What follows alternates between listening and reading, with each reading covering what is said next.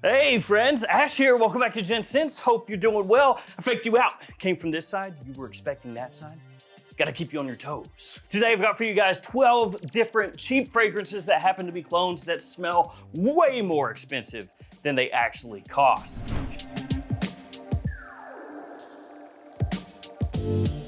There is not gonna be a single person that smells these fragrances in the air and goes like, oh, you thought you had me. I happen to know that there's actually a $25 Lotapa. Far too intelligent for you, peasant. That's never gonna happen. This stuff smells amazing. So anybody that smells these, they're gonna love them, and it's not gonna cost you much at all. That's a win-win. All of these are gonna be linked in the description below. Feel free to, or wait, I guess the description is over there, over here. I forgot YouTube did that whole update. Yeah. It's somewhere, wherever the description is. I don't know, man. For all I know, in the future, they move it up there or something. But that's where you'll find the links. Let's get started with this one. Ether Exrate from French Avenue, which is part of Fragrance World. Love the presentation on this. I think it looks really nice. This kind of cut glass, celestial kind of vibe going on with it. This is a clone of Parfums de Marly Greenly. Now I'm gonna bring this up probably just about every time that I talk about this fragrance, but I do need to make you guys aware that the first time I sprayed this, I thought to myself, there ain't nothing there. Like, sprayed it on a tester strip and just went, where's the smell? Like, just came across really weak, not a lot going on, and with this being named Exrate, I was like, that's weird. And yes, indeed, this is one of those times where I can say, at least from my point of view, letting the fragrance sit for a little bit actually did help. Now I know sometimes a lot of you out there will roll your eyes when it comes to talking about clone fragrances and macerating them or letting them age for a couple weeks. And usually it doesn't have much of a difference, or it doesn't make much of a difference, I should have said, with the fragrances, but this one, it did. So yeah, like I said, when I first sprayed it on, not much going on there, and I was frankly completely underwhelmed. Went back to it, and oh, suddenly it smells like Greenly. The projection's there, the longevity's there, the quality is there. So if you get this one in and you have a similar reaction to it the first time you spray it, and you think, man, this is like Molecule 01, like there's nothing here. Go back to it after a little bit, because it changes in a massive way, or at least it did for me. And this crushes. This is as close to Greenly as you're gonna get without just ponying up and buying the real thing. And Greenly, of course, one of the most popular Parfums de Marly fragrances for spring and summertime, has a nice apple note in there, a very fresh, a little bit sweet. After that, let's talk about Celerio Oros. This is from Dumont. And the Celerio fragrances that I've tried have actually been really good. They have one called Epic, which is in a red bottle, and that's a clone of Angel Share, and that one's really well done. This one is a clone of Aventus, sort of. It's actually kind of like Aventus and Hassavat mixed together. So it's got like bits and pieces from both of those fragrances. It's right in that style, in that wheelhouse. It is on the fresher side of things, but you could wear this year round. The versatility is through the roof. The quality is fantastic. When you spray this on, you can smell it immediately. You don't have to wait for the opening to go away or anything like that. You know, like Club de Nuit Intense Man, of course, hyper successful, so no shots at that. But the opening, a lot of people don't really enjoy. You don't have that issue here. And it's another one with big time performance. So it's one of those fragrances that, like I said, you can use year round and it'll last you forever. So there's a lot to love about it. That being said, I do understand, you know, Aventus stuff is overplayed. You know, there's so much out there at this point, Aventus style, but this is one worth mentioning because it does kind of form a blended version of Aventus and Hassavat. So a little interesting. And that one you can get from the perfume box. There's a code that I have for the perfume box, which is right here. And there are a bunch of other codes you can use as well across a multitude of different websites, should you so choose. You can probably find the most clone fragrances at the perfume box, Triple Traders, and Fragflex, of all the ones that I have codes for. After that, let's do Proud of You Oud. And this is by Fragrance World. It doesn't take a genius to figure out what this is a clone of. It's a clone of Stronger With You Oud. So they came out with Proud of You Oud and Proud of You Amber here recently, and I got both of those. This one is the one that I like a little bit more. It has that, you know, kind of designer oud aesthetic that a lot of designer fragrances have, where, you know, it's not funky, it's not animalic, maybe it's very lightly medicinal, but it's also sweet and kind of like a dark, mysterious woody note. That's the way that it comes across. It also has that stronger with you DNA in there, you know, that warmth, that sweetness, that gourmand edge that people love so much. And Proud of You Absolute, I think, was the first one a lot of people noticed in this Proud of You line. And I would say that overall for me, I think this one is like a step up above that one. Great for fall and winter time. From there, let's talk about this. Abrage Brackish. This is Amouage Bracken Man, in case you couldn't figure that one out. Yeah, wow, what could that be? And I love the name too, Abrage, because for a time people would be like, what's up, Brage? You know, instead of bra, bro, Brage. But Abrage sounds like Amouage. So the fragrance, when I read it, it's like, oh, that's Abrage, man. That's my Brage right there. Brackish as well. That name, in English, you know, there's some connotations with brackish that is not positive. Brackish itself, I think, is like brackish water, where like sea water meets with fresh water. I think you get like brackish water there.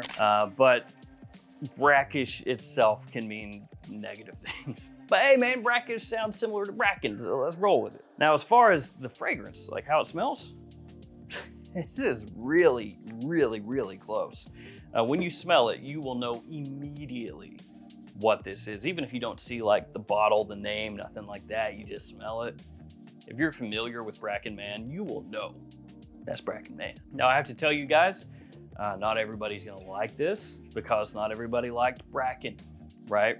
It has a strong kind of throwback, masculine vibe to it, kind of fougere style. I think it's awesome. I think it smells great, but I know especially younger guys would smell that and be like, oh, yeah, that's for Gramps. That's not for me. I gotta wear myself some Dear Savage or whatever's being hyped on TikTok at the moment, I guess. But brackish, this stuff, if you like Bracken Man, you wanna save yourself some cheddar, get that. All right, let's get a nice summertime scent in here. Luciano Coastal Breeze. So these Luciano fragrances, in case you couldn't tell, Louis Vuitton, that's what they're going for here. And what could Coastal Breeze possibly be? What could that be? Well, if you look at the coloration, you can probably tell what this is. It's Pacific Chill. And it sold out pretty quick when it first popped on the Fragrance Buy, which is when I got mine. But I think it's back in stock now, like 40 bucks, at least as of this video. Now, one thing with this, you have to like citrus. There's a lot of citrus in here off the top. There's a little currant in here, you know, like a bit of tartness in there as well. Extremely fresh, you know, a little green aquatic mixed with that citrus off the top. Quality, fantastic. Really, really, really, really good stuff. So Coastal Breeze, if you want to get your Louis Vuitton on for the cheap. From there, let's do this one, Afro Leather by Maison Alhambra, which is part of Lattafa. This is another one where, yeah, you already know what it is just by taking a look at that. That is African Leather by Memo Paris. Now, I'm a massive, massive fan of African Leather. I really, really, really like that. I think the cardamom off the top smells fantastic. As it dries down, the leather comes out a little bit, vetiver comes out, and it's just top notch. And there have been a multitude of African leather alternatives that have hit the market. Most of them don't do a very good job, frankly. Like most of them are just not close. I'm not sure what it is about the composition of African leather, but it's apparently a little difficult to emulate, at least on a cheaper budget, because there are a lot of fragrances that are crazy expensive that you can get a clone for like 20 bucks, 25 bucks, and it gets really close. When it comes to African leather, Afro leather, pretty good. Actually gets you really close. Most all of the other ones that I've smelled, nah, this comes close to getting that cardamom off the top, that nice sweetness, that spiciness that really draws you in. because that opening of African leather just grabs attention like that. It's one of those niche fragrances that does smell niche in the sense of it smells more unique compared to the designers on the market today.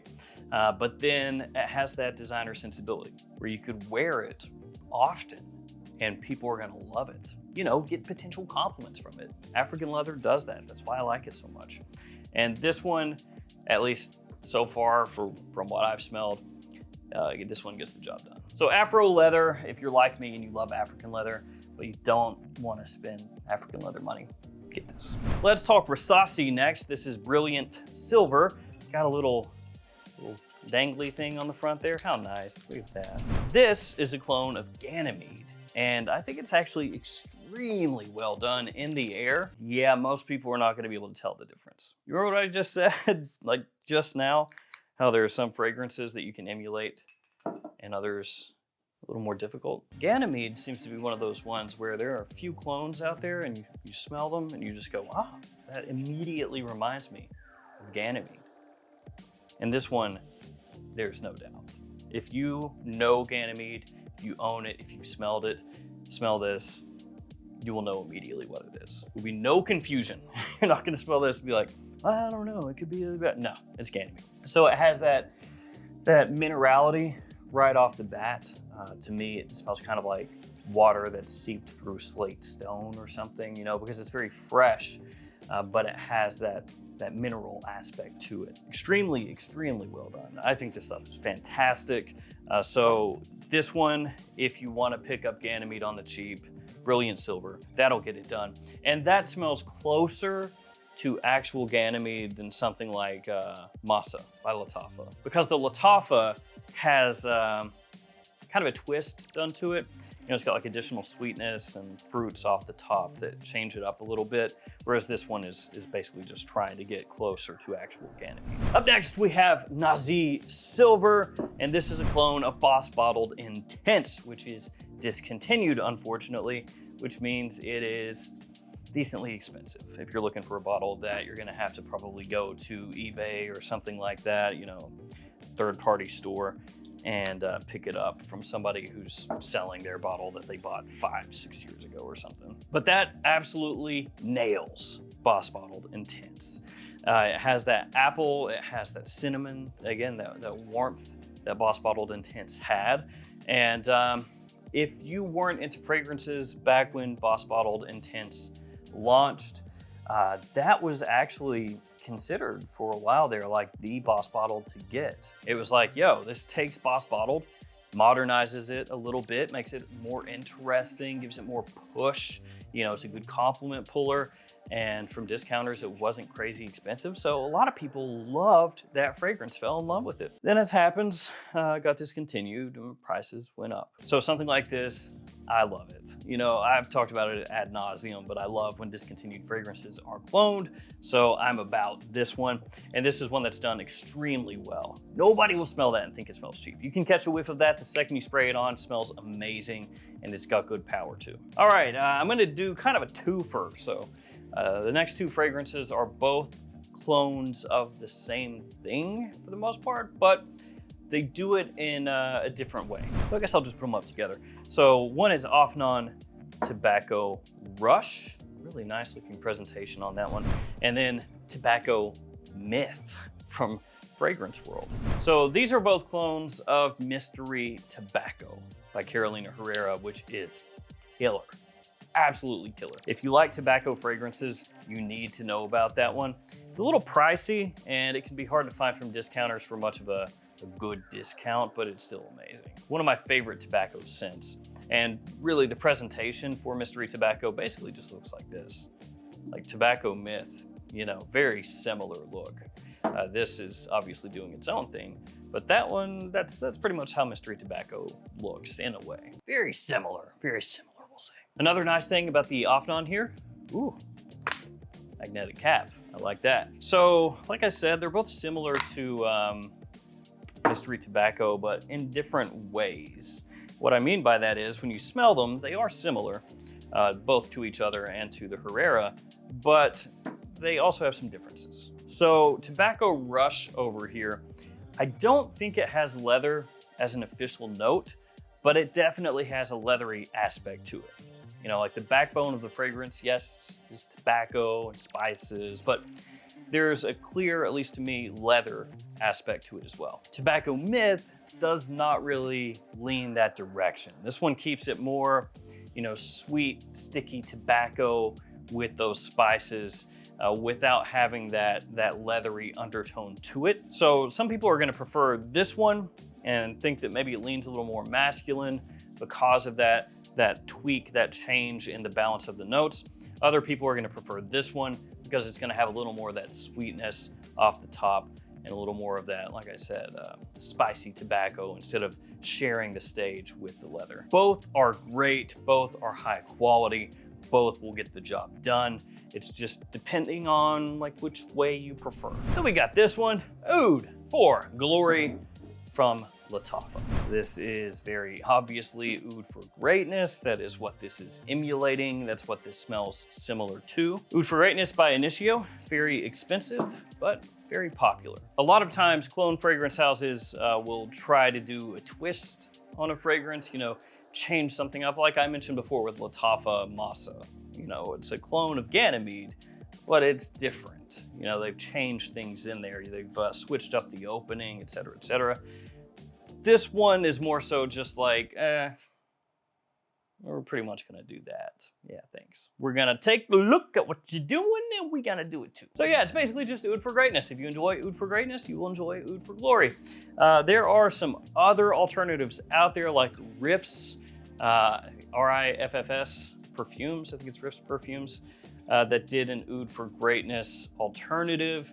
That one is not as good. Actually, all the way around, it's worse than this one. I own it, but it's like in the other room, so I'm not gonna go grab it. But it has like a paper label instead of this more metallic one that's on the front here. The fragrance itself smells cheaper. It smells more watered down, not as close, just not as nice. And I think for the majority of people, if they're looking for an Oud for Greatness alternative, this would be the first one I would mention to you. After that, the final fragrance, all blacked out, just a murdered out bottle here. This is Spectre Wraith by Fragrance World again. Now, this is gonna be a fall and wintertime scent. It is an alternative, a clone of by Killian's Black Phantom. Black Phantom can be a little love it or hate it. I'm in the love it camp. I think it's awesome, but it is for some people going to be an acquired taste, and this one gets pretty darn close to the OG, so it's going to be the same thing with this one. So it has a lot going on. There's coffee in there, there's boozy notes, there's caramel. I think cyanide was an official note in the original. So yeah, booze, caramel, coffee, chocolate, sugar, cyanide. Yeah, so interesting. There's also a heliotrope note in the original, giving kind of an almondy edge to the scent. It is definitely a dark fragrance, but it has like a zingy, semi-tart sweetness to it also. I love it. Like I said, really interesting, very unique, big performance. And this one does extremely well at emulating that fragrance. So there we have it. It looks like we kind of started a little bit more on the fresh side. I mean, some that aren't, and then finished pretty strong. Thank you guys for hanging with me here today. Stay safe out there, and I will see you tomorrow with another fragrance video. See you guys later.